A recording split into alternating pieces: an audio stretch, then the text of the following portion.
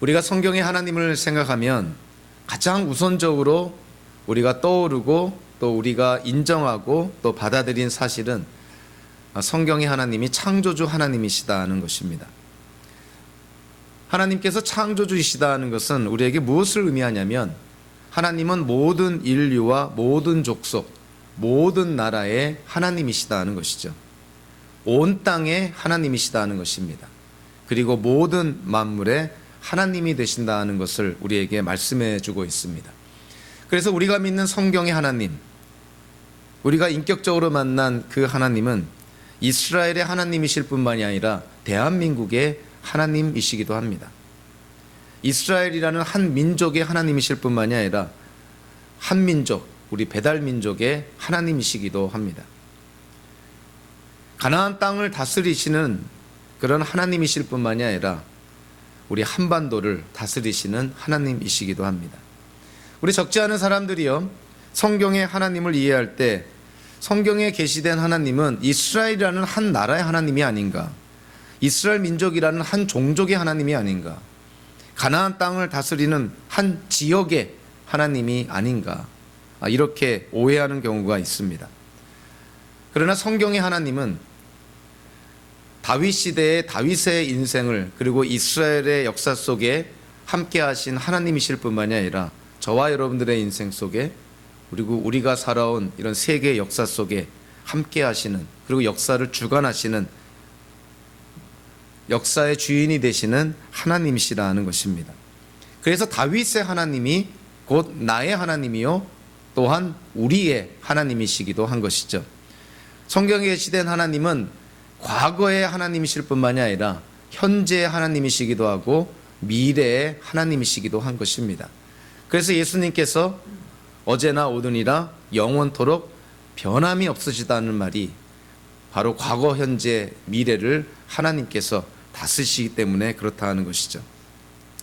다윗은 자기의 인생 속에 그가 겪고 경험한 하나님을 오늘의 찬송시를 통해서 온전히 고백을 합니다. 내가 믿는 하나님이 이런 하나님이라는 것이죠. 특별히 오늘 본문을 세 단락으로 나누어서 세 가지 주제로, 아니 하나님을 세 가지 측면에서 묘사하는 것을 우리가 함께 나누고자 합니다. 다윗의 하나님은 구원의 하나님이시요, 보응하시는 하나님이시요, 그리고 궁극적으로 승리를 가져다 주시는 하나님이심을 다윗이 고백을 합니다. 자, 오늘 본문 1절에 보니까 오늘 찬송시의 배경을 말씀해 주고 있는데요, 주님께서 다윗을 그의 모든 원수의 손과 사울의 손에서 건져 주셨을 때에 다윗이 이 노래로 주님께 아뢰었다.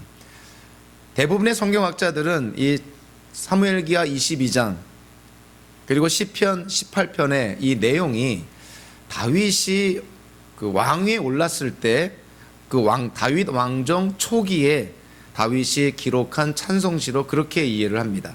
즉 쉽게 말하면 다윗이 밧세바와의 그런 간음죄 또는 우리아를 살인하는 살인죄, 그러한 죄를 짓기 전에 다윗이 왕위에 올라서 헤브론에서 다스리다가 나중에 예루살렘으로 그 수도를 옮겨 모든 이스라엘을 다스리면서 정말 만사형통하는 그때, 전쟁마다 승리하고 모든 일에 하나님 안에서 형통하는 그때, 그때 이 찬송시를 지어 하나님께 영광을 돌린 것으로 이해를 합니다. 역사서, 특별히 이야기의 중간에 어떤 이런 특별한 시가 나오면요, 그 시는 거의 예외 없이 하나님을 찬양하는 시입니다. 대표적으로 사무엘기상 2장에 보면 한나의 노래가 기록이 되어 있습니다. 사무엘을 하나님께 바치면서 하나님께 감사하는 찬양을 드리는 것이죠. 사사기 5장에서는 이스라엘 민족이 가나안 민족과 전쟁에서 승리한 후에 하나님께 감사와 찬양의 노래를 드립니다. 출애굽기 15장에서는 이스라엘 민족이 하나님의 역사로 홍해를 건넌 이후에 하나님께 감사하며 하나님을 찬양하는 내용이 기록이 되어 있습니다. 그래서 오늘 이 사무엘기하 22장도 사무엘기 저자가 이스라엘의 역사, 다윗의 역사, 다윗의 왕정의, 다윗 왕조의 역사를 기록해 나아가면서 하나님을 찬양하는 시를 이렇게 중간에 삽입했다, 이렇게 이해를 합니다. 다윗이 어찌 보면 자기의 인생 고백, 신앙 고백, 그리고 자기가 경험한 하나님을 오늘 시편을 통해서 이 찬송시를 통해서 묘사하고 있는데요. 제일 먼저 다윗이 고백하는 하나님은 구원의 하나님이시다는 것입니다. 자기를 구원하신 하나님.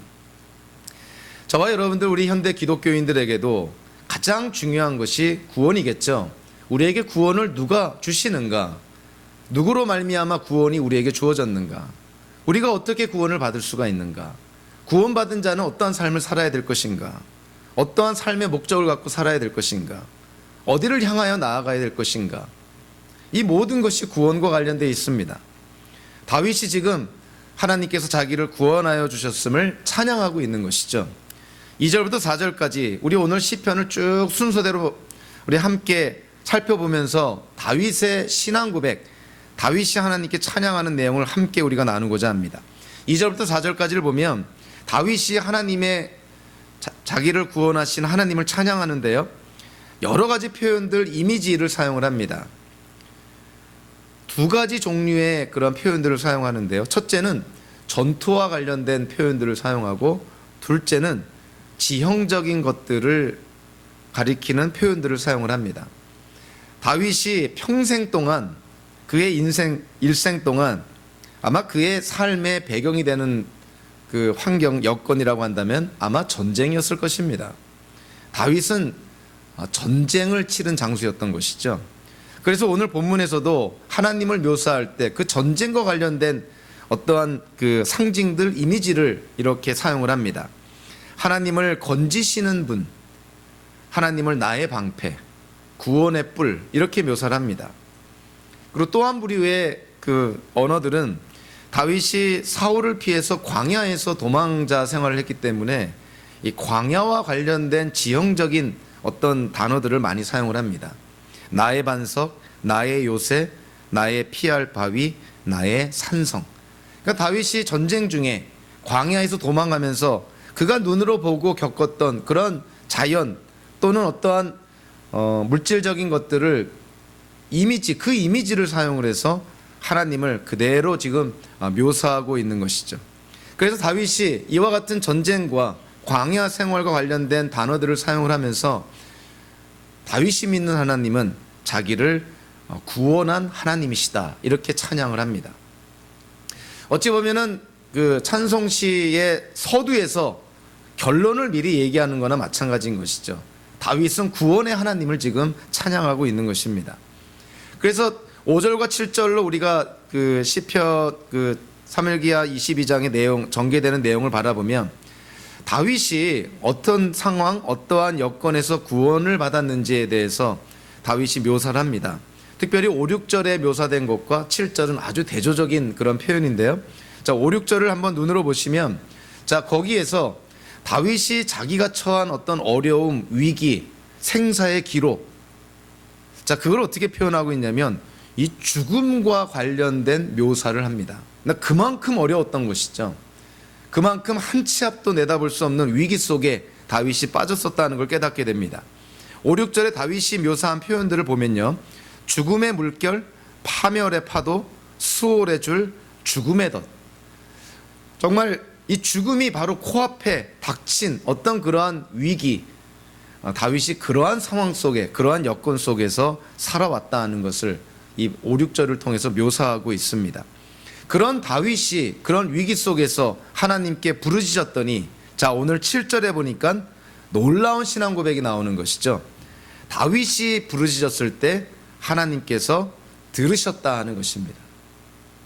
주님께서 들으셨다. 하나님과 이스라엘 백성들 간의 어떤 언약의 관계, 그리고 현대 하나님과 교회, 좀 구체적으로 하나님과 성도 한 사람 한 사람과의 그 언약의 관계, 그거를 성경에서 가장 쉽게 표현한 것이 뭐냐면, 이스라엘 백성이나 기독교인들이 하나님께 부르짖었을 때 하나님이 그들의 부르짖음과 간구를 들으셨다는 것입니다. 하나님이 들으셨다는 것은 어떠한 해결점, 어떠한 그 문제가 해결되는 첫 발걸음이 되는 것이죠. 하나님이 들으셨다. 우리의 사정을 아셨다. 그러면 우리가 기대하는 게 뭡니까? 아, 이제 하나님께서 액션을 취하겠구나. 그래서 우리가 복음성가 중에서 나오는 거지만 정말 우리의 작은 신음에도 하나님께서는 응답하시는 분이시다. 우리가 믿는 하나님이 그저 비인격적인 우리가 임의로 상상하고 만들어낸 가공의 그런 어떤 신이 아니라 정말 우리와 같은 지정의를 갖고 계신, 우리와 같이 감정도 있으시고 의지도 있으시고 우리와 같은 인격체이신 그 하나님, 그 하나님을 우리가 믿기에 우리가 인격체이신 하나님께 기도할 때 인격체이신 하나님이 우리의 기도를 들으시고 응답하신다는 것입니다. 다윗은 그 하나님을 경험했다는 것이죠. 내가 하나님께 부르짖었더니 하나님께서 내 기도를 들으시고 응답하셨다는 것입니다. 그래서 8절부터 16절까지 여러 모습들을 다윗이 묘사를 합니다. 굉장히 그 과장된 모습, 하나님의 그 다윗을 구원하시고자 달려오시는 그 모습을 정말 아주 적나라하게 그리고 과장되게 확대해서 묘사를 합니다. 다윗을 구원하러 오시는 하나님의 모습을요, 크게 세 가지로 보면 매우 노하신, 분노하는 모습으로 묘사를 합니다. 그리고 하나님의 모습은 말 그대로 무시무시한 모습입니다. 세 번째로 하나님이 이 땅에 오실 때 천재지변을 동반하면서 하나님이 이 땅에 임하셨다는 것이죠. 다윗이 부르짖었을 때, 다윗이 하나님께 기도했을 때 하나님이 그 기도를 들으시고 이와 같이 분노하신 모습으로, 무시무시한 모습으로, 천재지변을 동반하는 모습으로 다윗을 구하기 위해서 하나님이 오셨다 하는 것입니다. 참 놀랍지 않나요? 온 우주 만물을 창조하신 하나님께서 한 인간, 한 개인의 기도를 들으시고 그를 구원하시기 위해서 이와 같은 모습으로 달려오신다. 저와 여러분들이 하나님께 기도할 때 우리를 위해서도 하나님이 이와 같이 달려오신다는 것입니다. 하나님이 누구를 위해서, 그리고 누구와 싸웠습니까? 하나님은 다윗을 위해 다윗의 적들과 싸우신 것이죠. 하나님을 사랑하는 자의 적은 곧 하나님의 적입니다. 즉 성도의 적이 곧 하나님의 적인 것이죠. 그래서 우리가 하나님께 부르짖을 때 하나님은 응답하시고 우리를 구원하시기 위해서 우리와 함께 하신다는 것입니다. 예수님께서 제자들에게 원수를 갚지 말라. 원수 갚는 것이 나한테 있다. 내가 너희를 대신해서 원수를 갚아주겠다. 전쟁이 하나님께 속한 것처럼 원수를 갚는 것도 하나님께 속해 있다는 것이죠.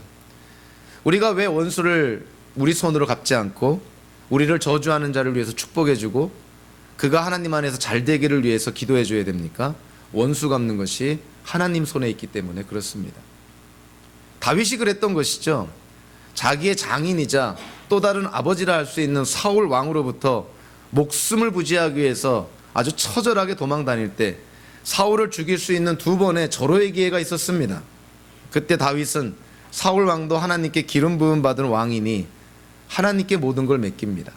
하나님께 나의 억울함, 나의 온통함 하나님이 아시니 하나님께서 하나님의 때에 하나님의 방법으로 분명히 해결해 주실 것을 믿었기에 사울을 죽이지 않고 살려줬던 것이죠. 원수 갚음이 하나님께 있다는 것이죠. 그래서 저와 여러분들도 살면서 가능하면 억울한 일이 없어야겠지만 정말 억울하고 온통한 일이 있더라도 우리 손으로 그거를 갚으려고 하는 것은 또 다른 죄를 짓는 것입니다. 그래서 그 억울하고 원통한 것 하나님께 맡기고 하나님께서 하나님의 때 해결해 주시기를 위해서 기도하는 것이 바른 성도의 자세라고 볼 수가 있는 것이죠. 하나님은 다윗이라는 한 개인의 기도에 응답해서 정말 다윗을 구하기 위해서 놀라운 모습으로 나타납니다. 즉 다윗의 기도에 하나님의 응답이 뭐냐면 하나님의 임재였다는 것이죠. 다윗과 함께하는 것, 그것이 다윗의 기도에 응답하는 것이었습니다. 여러분들 요세밋 공원이라든가 어떤 그 숲이 우거진 그런 산속을 갈 때, 하이킹을 가거나 등산을 할 때 여러분 혹여라도 아기곰을 만나면 어떻게 해야 됩니까? 이 못 모르는 사람은 아기곰이 그렇게 두려운 존재가 아니니 가서 사진도 찍고 또 어루만지고 뭐 그렇게 하겠죠. 근데 아기곰을 만나면요, 전문가들이 뭐라 그러냐면 무조건 도망치라 그럽니다. 아기곰을 만나면. 왜 그럽니까? 아기곰 뒤에 성난 어미곰이 있기 때문에 그렇습니다. 자, 어미 입장에서 아무리 우리가 선한 의도로 아기곰을 쓰다듬어주고 사진을 찍는다 하더라도 그 동물의 본능은 자기 새끼를 해치는 행위로밖에 보이지 않는 것이죠. 여러분들, 어미곰이 성질나면 그 성질을 누가 맡겠습니까? 그래서 아기곰을 만나면 무조건 도망치라는 것이죠. 어미곰이 있기 때문에. 다윗은 자기 인생의 위기, 고비, 정말 생사의 기로에 섰을 때 하나님을 믿었기에 하나님의 뜻대로 살 수가 있었습니다. 저와 여러분들이 하나님을 믿는다고 하면서 하나님이 없는 것처럼 산다면 다윗과 같은 삶을 살 수는 없었겠지요. 자기의 원수를 죽일 수 있는 기회를 그냥 놓치지 않았겠지요. 아무도 보는 자가 없을 때 그냥 죽여버렸겠지요. 그러나 다윗은 하나님을 믿을 뿐만이 아니라 하나님의 말씀대로 살기를 원했기 때문에 하나님께 모든 걸 맡기고 하나님의 뜻대로 순종을 합니다. 그래서 17절과 20절에 가면 2절 4절에서 다윗이 언급했던 구원의 하나님을 다시 찬양합니다. 자기를 구원하신 하나님, 뭐 한 번 표현으로 만족할 수가 없는 것이죠. 자기의 인생 속에 자기를 구원하신 하나님인데, 그래서 17절과 20절에 보면 다윗이 여러 동사를 사용합니다. 손을 내밀어 움켜잡아 주시고 건져 주셨다, 살려 주시고 데리고 나오셔서 살려 주셨다. 다윗의 구원받음은 전적으로 하나님의 은혜였다 하는 것이죠. 특별히 우리가 성경을 읽다가, 특별히 시편과 같은 이런 시를 읽다가 하나의 아주 독특한 문학적 기법을 하나 만나게 됩니다. 그것이 뭐냐면, 좀 문학적인 용어로요, 수미쌍관이라는 표현을 씁니다. 영어로는 인클루지오라고 표현하는데요, 시작과 끝이 같은 주제, 같은 내용을 강조함으로 말미암아 그 시작과 끝, 그 단락, 그 전체의 어떤 핵심적인 메시지를 우리에게 강조한다는 것이죠.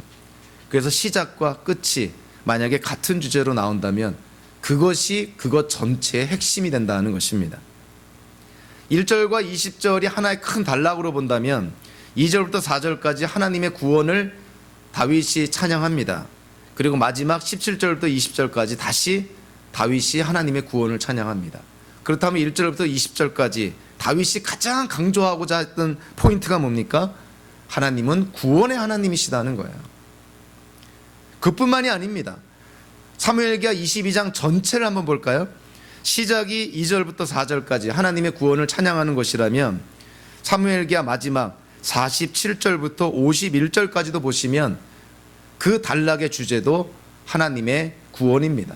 다윗이 하나님의 구원을 찬양하는 것이죠. 자, 그렇다면 사무엘기하 전체, 앞뒤를 둘러싸고 있는, 아니 사무엘기 22장 전체를 관통하고 있는 다윗이 가장 말하고 싶고 선포하고 싶은 내용이 뭐라는 거예요? 자기가 믿는 하나님은 자기를 구원하신 하나님이시다는 것입니다. 그의 인생 속에서 수많은 정말 부침이 있었고 굴곡이 있었고 수많은 위기 가운데서도 다윗은 생각하면 생각할수록 자기를 구원하신 하나님을 찬양하지 않을 수가 없는 것이죠. 특별히 오늘 이 다윗, 이 사무엘기하 22장의 다윗의 이 찬송시의 내용을 보면 1인칭 주어가 무척 많이 나옵니다. 우리가 성경을 읽다가 1인칭 주어가 반복적으로 나오는 경우를 우리가 많이 접하지 않는데요, 오늘 본문에 보면 나 또는 나를 또는 내가 또는 나의 1인칭 주어가 많이 나오는 것이죠. 왜 다윗이 1인칭 주어를 이렇게 많이 사용을 했을까? 그것은 성경에서 계시된 하나님, 이스라엘의 하나님, 이스라엘과 언약을 맺으신 그 하나님이 그저 멀리 있는 제3자의 그냥 객관적으로만 존재하는 그냥 하나님이 아니라 실제로 내 인생 속에 역사하는, 나와 동행하는 나의 하나님이라는 거예요. 다른 사람이 얘기하는 하나님이 아니라 내가 경험하고 체험한 하나님이라는 것입니다. 그래서 나라는 1인칭 주어가 무척 많이 등장합니다. 내가 경험한 하나님이라는 것이죠. 우리 기독교계의 고전 중에 하나로 알려져 있는 J.I. 패커라는 분이 쓴 Knowing God, 하나님을 아는 지식이라는 책이 있습니다. 그 책 그 앞부분에서 이 패커 박사님이 그런 얘기를 하죠. 현대 기독교인들 가운데서 많은 사람들이 하나님에 대해서 많은 걸 알고 있지만 정작 하나님을 아는 사람은 별로 없다. 하나님에 대해서, 즉 하나님을 객관적으로 지식적으로 아는 거예요. 남이 경험한 하나님, 내 부모님의 하나님, 내 조상의 하나님, 성경에서 계시는 이스라엘의 하나님. 그러나 정말 우리가 내가 믿는 하나님, 나를 구원하신 하나님을 알고 있는가? 하나님에 대해서 아무리 많은 지식을 가져도 그 하나님과 내가 인격적인 관계를 맺고 있지 않다면 그 지식은 그냥 종이에 써 있는 지식입니다. 나를 살리지 못하는 지식이라는 것이죠. 역사적이고 객관적인 사실이, 그 사실을 내가 주관적으로 실제로 경험하고 체험할 때 그 객관적이고 역사적인 사실이 나에게 하나의 진리로 와닿게 되는 것이죠. 예수님의 십자가의 사건, 양심적인 학자라면 이것은 실제로 일어났던 역사적인 사건이라는 걸 우리는 사람들이 다 인정을 합니다. 예수님의 십자가의 사건, 하나님이 우리를 구원하시기 위해서, 예수님께서 우리의 죄를 대속하시기 위해서, 우리의 죄값을 대신 받기 위해서 십자가에서 죽으셨다. 그래서 그 예수님을 믿을 때에만 우리가 구원을 받을 수 있다. 자, 이 예수님의 십자가의 사건, 역사적인 사건이죠. 객관적인 사건입니다. 성경에 게시된 사건입니다. 근데 만약에 우리가 그 예수님을 믿지 않는다면 그 십자가의 사건은 우리와 아무런 관계가 없는 종이 속에 기록된 저 먼 옛날에 일어난 하나의 역사적인 사건에 불과하다는 것이죠. 예수님의 십자가의 사건이 나를 위한 사건이 되기 위해서는 그 예수님을 나의 구주로, 나의 하나님으로, 나의 메시아 그리스도로 고백을 할 때 십자가의 사건이 바로 나를 위한 사건이 되는 것입니다. 하나님에 대해서 아무리 많은 지식을 갖고 있어도 정작 그 하나님을 모를 수 있습니다. 예수님에 대해서 많은 것을 우리가 알고 많은 지식이 있고 또 많은 성경 구절을 암송한다 하더라도 그 예수님을 나의 주님으로 고백하지 못하면 그것은 아무 의미가 없다는 것이죠. 다윗은 하나님을 나의 하나님으로 고백합니다. 여기에 있는 저와 여러분들의 하나님, 그 다윗이 고백한 하나님이 바로 저와 여러분들, 우리의 하나님이라는 것이죠. 그래서 그 고백이 있어야 됩니다. 다윗이 나의 하나님으로 고백할 수 있었던 것은 그의 인생 속에서 살아계신 인격적인 하나님을 경험했기 때문인 것이죠. 여러분들 매주일 제 설교를 아무리 많이 들어도 여러분들의 인생 속에 하나님의 손길을 경험하지 못하면 그거는 지식에 불과한 것입니다. 세상에 훌륭한 철학자들이 떠드는 것과 다를 바가 없는 것이죠. 우리는 살아계신 하나님을 믿습니다. 우리의 인생 속에 역사하신 하나님을 믿는 것이죠. 저와 여러분들의 인생, 어찌 보면 하찮을 수도 있고 세계 역사 속에 하나님의 영원하심에 비춰보면 한 점도 되지 않는 우리의 인생이지만 우리의 인생을 귀하게 여기시는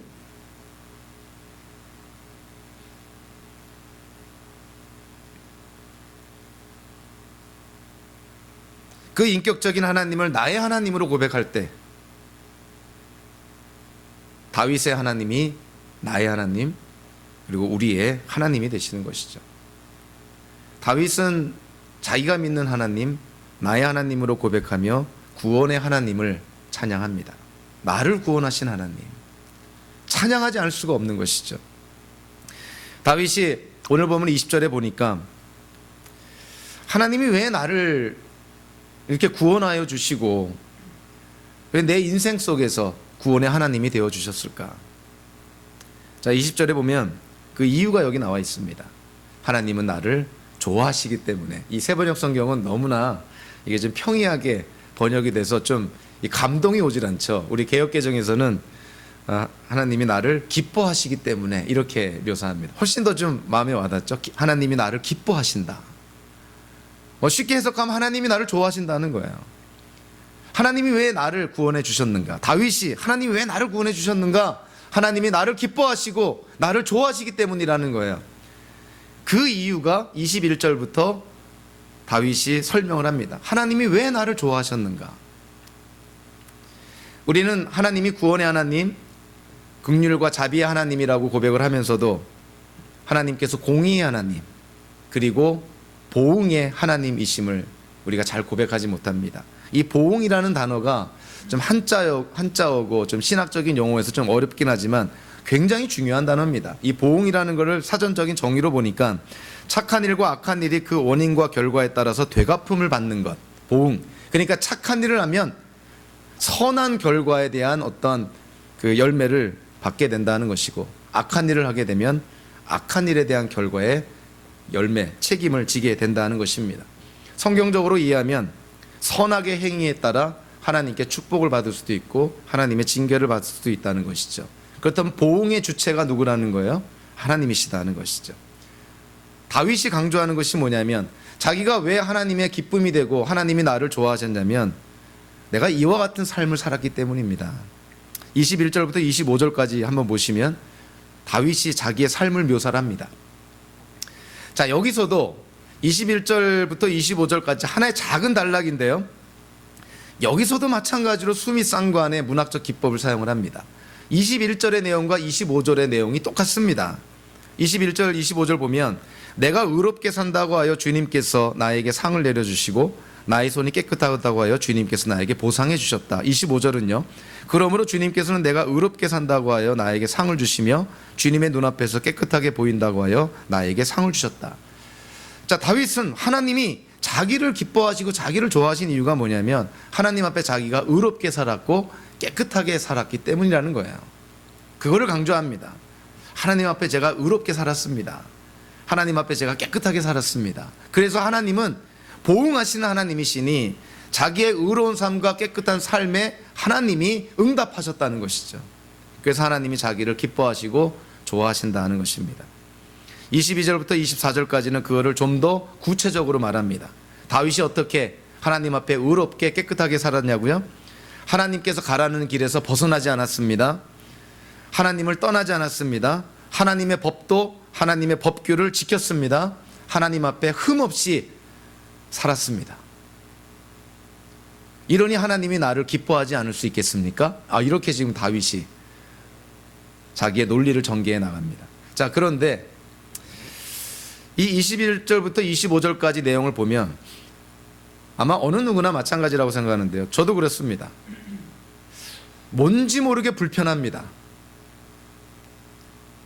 이 말이 무슨 말인지는 알겠는데, 다윗이 한 말이 이해는 되겠는데 불편합니다. 왜 불편할까요? 다윗이 사무엘기 상하에서 그리고 시편에서 하나님과 자기의 관계 속에 관계를 설명할 때 모르긴 해도 추측컨대 가장 많이 다윗이 생각한 것은 사도 바울처럼 하나님의 은혜일 것입니다. 보잘것없는 집안의 막내 아들, 목동에 불과했던 자기를 하나님이 기름 부어 왕으로 세워주신 것, 하나님의 은혜죠. 전쟁마다 승리하게 하신 것, 죄를 지었음에도 불구하고 돌 맞아 죽지 않고 다시 그 왕권을 회복하고, 더 나아가 하나님께서 다윗과 언약을 맺어 그의 왕조를 영원히 지속시켜 주시고 그의 후손을 통해 이 땅의 메시아 그리스도 예수께서 오시도록 만드는 그 하나님의 역사, 하나님의 은혜가 아니고서는 일어날 수 없는 일이죠. 근데 오늘 본문 21절부터 25절까지를 보니까 다윗이 자기가 하나님께 기쁨이 되고 하나님이 자기를 좋아하시는 이유가 자기가 의롭게 살았기 때문이고 흠없이 살았기 때문이고 깨끗하게 살았기 때문이고 하나님의 법을, 율법을 잘 지켰기 때문이라고 이렇게 묘사하고 있습니다. 다윗이 평상시에 하나님과의 관계 속에서 말씀한 내용과는 너무나 다른 것이죠. 너무나 불편합니다. 여러분들 안 불편하세요? 다윗이 왜 이런 표현을 했을까? 다윗은 지금 자기를 구원하신 하나님을 찬양하면서 하나님과의 관계 속에 이것을 지금 언급하고 있는데요. 그래서 우리가 앞뒤 문맥을 통해서요, 다윗의 의도를 파악할 필요가 있습니다. 다윗은 정말 여기 이 나와 있는 그 성경 구절을 문자적으로 표면적으로 이해해서 정말 하나님 앞에 자기가 의롭게 살았기 때문에, 깨끗하게 살았기 때문에, 율법을 잘 지켰기 때문에, 흠없이 살았기 때문에 하나님이 자기를 기쁘게 여기신다, 과연 이걸 주장하는 것일까요? 그렇진 않습니다. 지금 다윗은 여기서 뭘 강조하고 있냐면, 하나님 앞에 의롭고 깨끗하게 하나님의 말씀을 지켜 순종하려고 사는 사람들을 향한 하나님의 선하신 손길을 강조하고 있는 것이죠. 자기가 그렇게 살았다고 자랑하는 것이 아니라 자기를 향한 하나님의 그 선하신 손길을 강조하고 있는 것입니다. 그러니까 내가 이러한 삶을 살았다고 교만하여서 자기의 행위를 자랑하는 것이 아니라, 내가 이렇게 살려고 노력을 했더니, 이러한 삶을 살려고 추구했더니 하나님께서 나를 이렇게 축복해 주셨습니다. 하나님께 초점을 맞추어서 하나님의 선한 손길을 지금 강조하고 있는 것이죠. 그래서 다윗은 이렇게 얘기하는 것입니다. 하나님, 내가 당신을 너무나 사랑하기에 내가 당신의 뜻대로 살려고 최선을 다하고 있습니다. 이러한 고백을 지금 하고 있는 것이죠. 거기에 대해서 하나님이 내가 너를 사랑하고 내가 너를 기뻐하고 내가 너를 좋아하니 내가 너를 구원하여 주겠다, 이런 어떤 하나님과의 관계를 지금 다윗이 고백하고 있는 것이죠. 저와 여러분들의 구원이 행위에 근거된 것이 아니라는 것은 우리가 정말 어린아이도 다 잘 알고 있는 사실입니다. 우리 에베소 2장 8절 9절을 보니까 우리가 구원을 받은 것 전적인 하나님의 은혜인 것이죠. 하나님의 선물인 것이죠. 하나님의 무조건적인 선택, 하나님의 은혜, 하나님의 선물로 우리가 구원을 받았다고 사도 바울이 선포를 합니다. 다윗도 마찬가지인 것이죠. 자기가 구원받고 왕이 되고 자기의 왕조가 영원히 지속이 되고 죄를 지었음에도 하나님의 용서를 받아 그 왕권을 유지하고 회복하게 된 것 전적으로 하나님의 은혜라고 다윗은 고백합니다. 오늘 본문에서 다윗이 강조하는 것은 하나님은 공의의 하나님, 보응하신 하나님, 공평 정대한 하나님을 우리에게 강조합니다. 만약에 하나님의 사랑과 자비와 긍휼, 자비만을 원한다면 여러분들에게 원수가 되는 자가 아무런 징계도 받지 않고 천국에서 나와 함께 영생을 누린다면 여러분들 그 꼴을 보겠습니까? 그런 하나님을 믿겠습니까? 그 하나님이 성경에서 계시된 하나님입니까? 절대 그렇지 않습니다. 악인을 징계하시는 분이 하나님이시고요, 선을 행하는 자에게 하나님이 축복하시는 분이 하나님이십니다. 권선징악, 당연히 하나님의 특징 가운데 하나인 것이죠. 그래서 다윗이 선포하는 것입니다. 비록 완전하지 못하지만, 비록 하나님 앞에 모든 것을 다 갖추진 못했지만, 그래도 하나님의 말씀대로 살려고, 순종하려고, 하나님의 뜻대로 의롭게 살려고, 깨끗하게 살려고, 흠없이 살려고 노력했다는 것이에요. 그것을 하나님이 기쁘게 보시고 축복하셨다는 것입니다. 여러분들, 우리 교회 이제 등록교인이 되려면 멤버십 클래스를 하죠. 그 멤버십 클래스를 할 때 그 PCA 교단에서 나오는 5가지 질문, 혹시 멤버십 클래스 하신 분들 기억나십니까? 그 5가지 질문, 이 5가지 질문에 다 예스라고 대답해야 멤버십을 가질 수 있습니다. 그 질문 가운데 하나가 뭐냐면, 이제 예수 믿는 자로서 예수님의 말씀대로 살고자 노력하겠습니까? 그 질문이 하나 있습니다. 거기서 강조되는 게 뭡니까? 예수님의 명령을 완벽하게 지켜야 된다는 걸 강조하는 것이 아니죠. 예수님의 말씀대로 살고자 노력하겠습니까? 그걸 묻습니다. 아니, 저와 여러분들이 우리의 그 본성, 우리의 역량, 우리의 능력을 다 압니다. 우리는 하나님의 말씀 하나 제대로 지키지 못하는 자들인 걸 우리가 다 압니다. 어떻게 하나님의 말씀을 완벽하게 우리가 지킬 수가 있겠습니까? 우리 못 지킵니다. 그러나 하나님이 우리에게서 보시기 원하시는 것은 뭐냐면, 하나님의 말씀을 지키려고 노력하는 모습을 보기 원한다는 것이죠. 순종하려는 모습을 보기를 원하신다는 것이죠.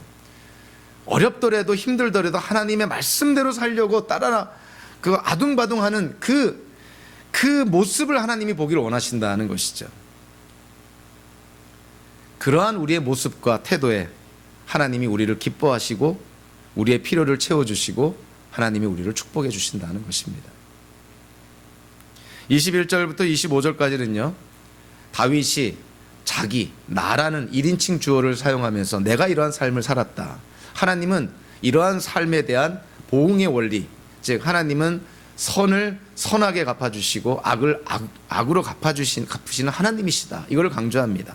그러면서 26절부터 28절까지는 이제 그 보응의 원리를 이제는 다윗을 뛰어넘어서 모든 사람들에게 적용을 합니다.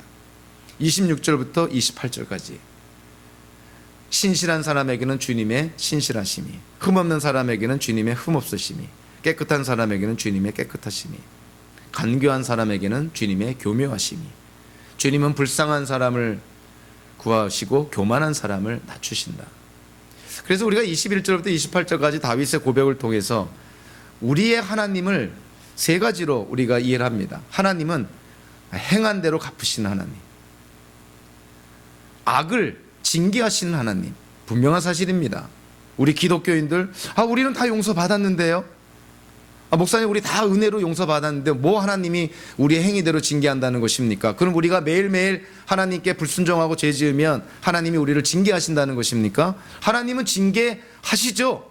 하나님은 징계하셨습니다. 예수님이 우리의 징계를 대신 받으신 것뿐이죠. 공의의 하나님은 이미 정의를 실행하신 것이죠.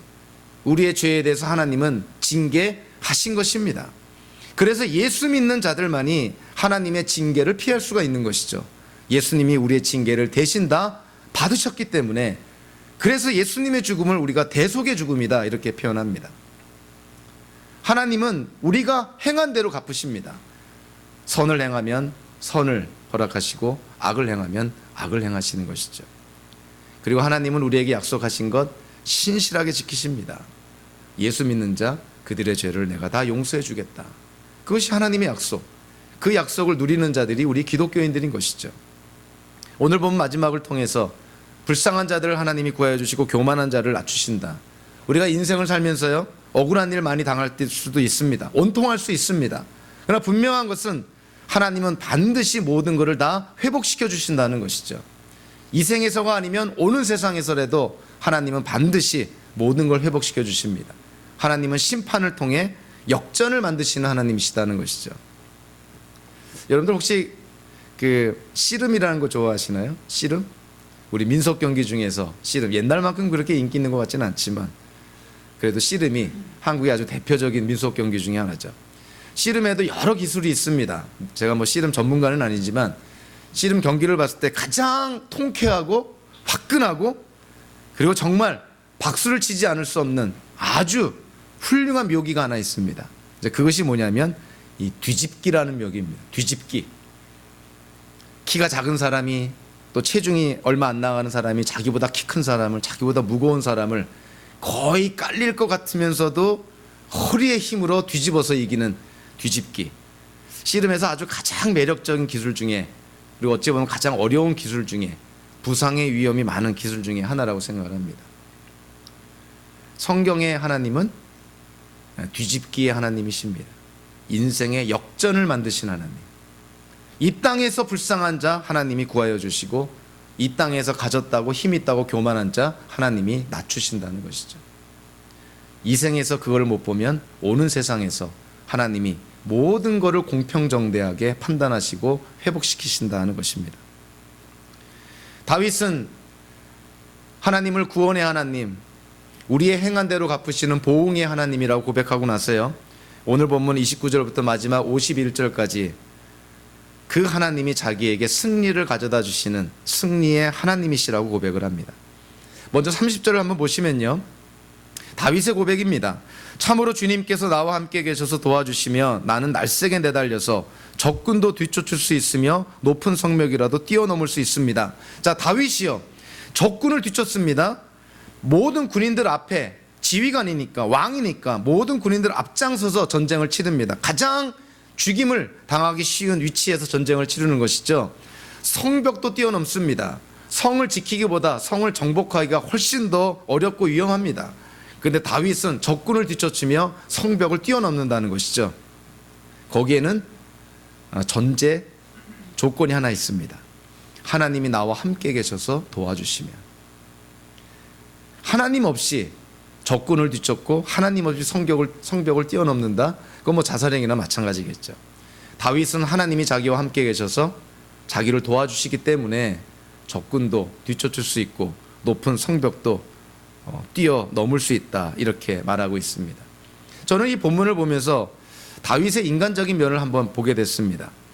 우리는 다윗이 이스라엘 역사 전면에 등장한 사건을 잘 알고 있습니다. 블레셋과 전쟁에서 이 블레셋의 가드 출신의 이 골리앗이라는 장군, 3m나 넘는 그런 장군, 산전수전 다 겪은 그런 정말 베테랑이죠. 그 장군과 싸우러 티네이저 10대밖에 안 된, 갑옷도 갖추지 않고 돌멩이 몇 개 들고 골리앗과 싸우러 나가는 다윗.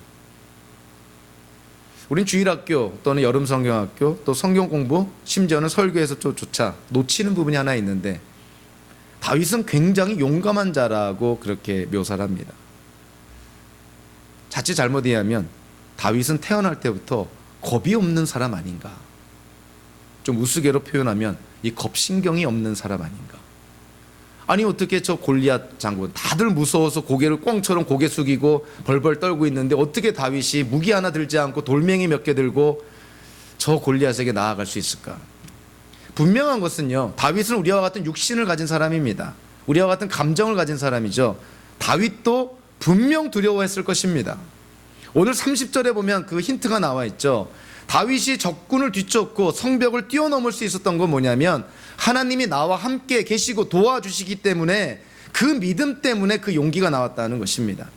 다윗도 두려웠지만 그 두려움을 이길 수 있는 용기가 바로 하나님 때문에 그렇다는 거예요.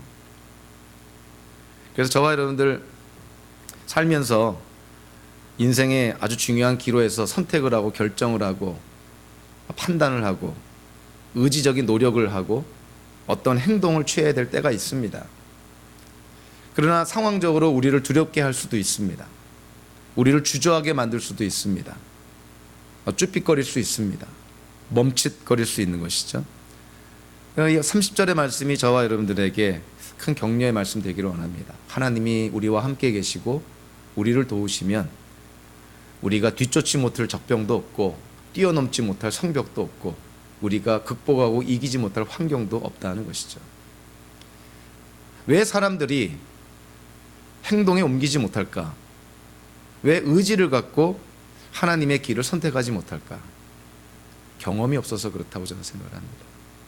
한 번이라도 하나님의 뜻을 선택해서 하나님이 우리의 인생 속의 역사한 걸 우리가 경험한다면 그 다음에 하나님의 뜻을 선택하는 것은 어렵지 않을 거라고 생각을 합니다. 한 번도 하나님의 뜻대로 용기를 못 냈기 때문에 처음 용기를 내기가 힘든 것이죠. 우리 현대 기독교인들 가운데서 그런 분들 많을 거라고 생각을 합니다. 한 번 용기를 내서 하나님을 믿고 하나님의 도우심을 믿고 하나님의 임재를 믿고 하나님의 뜻을 한번 선택했을 때 그 결과가 우리가 기대했던 이상으로 하나님의 역사로 좋은 열매와 결실을 맺었을 때 그것이 우리 인생의 하나의 이정표가 되는 것이죠. 그러면 그 다음에 그와 같은 상황이 또 그런 여건을 우리가 또 부딪힌다 하더라도 우리는 두려워하지 않습니다. 하나님을 경험했기 때문에 그런 것이죠. 다윗이 30절과 같은 고백을 할 수 있었던 것은 다윗은 수많은 위기의 순간 속에 결단할 수 있었기 때문에 그렇습니다.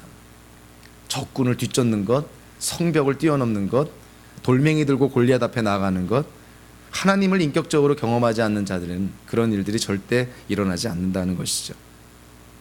다윗은 33절부터 37절까지 하나님께 감사를 합니다. 자, 어떻게 감사하냐면 자기는 그냥 무익한 존재, 연약한 존재, 그냥 다른 사람들과 다를 바가 없는 그러한 연약한 존재인데 하나님이 자기를 용사로 만들어 주셨다는 것이죠. 33절부터 37절까지 내가 걷는 길을 안전하게 하여 주시고 나의 발을 암사스림의 발처럼 튼튼하게 만드시고 나에게 전투 훈련을 시키시고 구원의 방패로 나를 막아주시고 내 발걸음을 당당하게 내도록 주님께서 힘을 주시고 하나님은 다윗을 준비시켜 주셨다는 거예요. 다윗을 준비시켜서 하나님의 뜻을 이루고 성취했다는 것입니다. 이거 굉장히 격려가 되질 않습니까? 연약한 한 인간을 마치 코치가 제자, 그 훈련생들을 훈련을 시켜서 아주 훌륭한 선수, 훌륭한 용사, 아주 훌륭한 무엇인가로 지금 키워내고 있는 것이에요. 하나님이 다윗을 택해서 그렇게 키워가고 있다는 것이죠. 그리고 하나님이 다윗을 사용했다는 것입니다. 그래서 이것은 정말 우리에게 큰 격려가 됩니다. 예수님께서 승천하시면서 그 감람산, 그 올리브산에 모인 아마 120명쯤 됐을 거라고 생각하는데요. 그 제자들에게 위대한 지상명령을 줍니다. 내가 너희와 함께 할 테니 땅끝까지 복음을 전해라. 예수님의 위대한 지상명령을 전해주시죠. 제자들이 그 명령을 전하기 시작함으로 말미암아 이 땅에 교회가 생긴 것이고 기독교가 들어선 것이고 지금 이 자리에 우리가 있게 된 것이죠. 예수님의 위대한 지상명령, 자, 누구를 통해서 이루어지고 성취되어야 됩니까? 예수님의 제자들을 통해서, 현대 우리 기독교인들을 통해서. 복음이 땅끝까지 전해지는 그 도구와 수단이 누굽니까? 바로 저와 여러분들이라는 것이죠. 하나님이 다윗을 사용하셔서 그를 준비시켜서 하나님의 뜻을 이루고 성취하신 것처럼 하나님은 저와 여러분들을 사용해서 하나님의 뜻을 이루고 성취하기 원하신다는 것이죠. 하나님이 능력이 없으시고 부족한 것이 있으셔서 우리를 사용하기 원하십니까?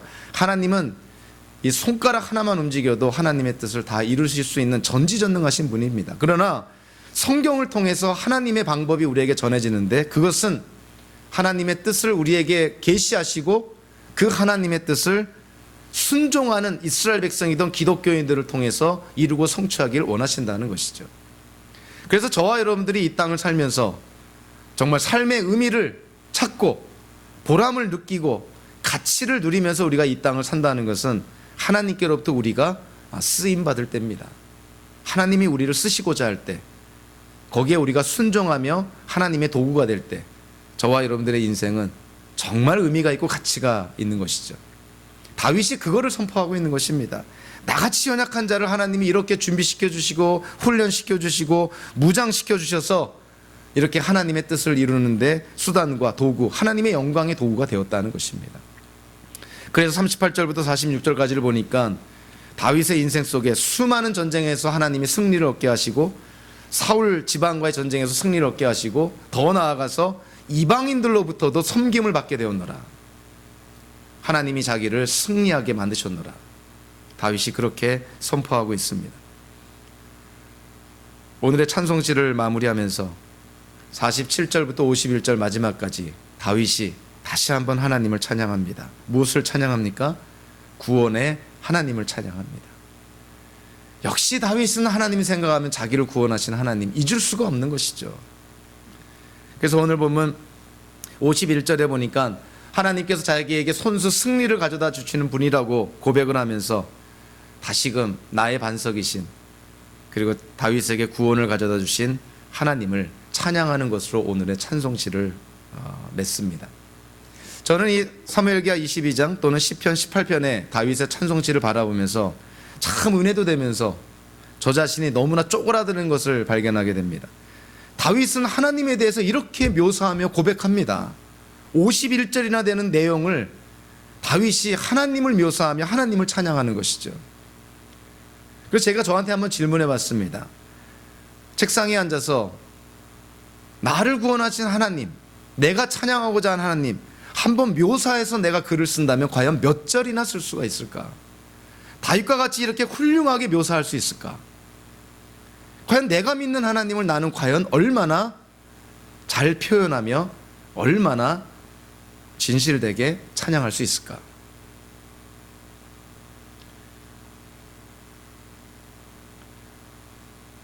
다윗의 하나님, 다윗의 부르짖음에 응답하신 하나님이십니다. 다윗이 죽음의 고통에서 허덕일 때 그를 건져주신 하나님이시죠.